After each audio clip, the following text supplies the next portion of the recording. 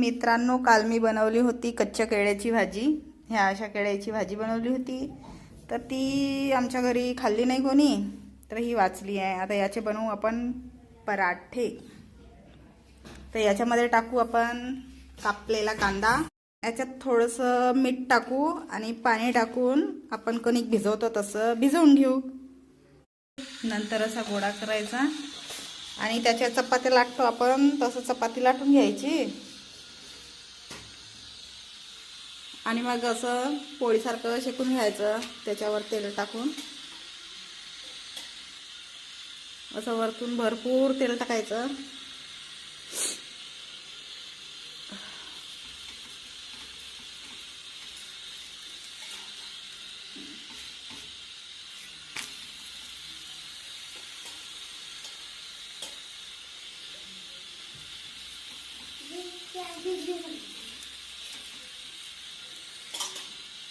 ताट घे दादा.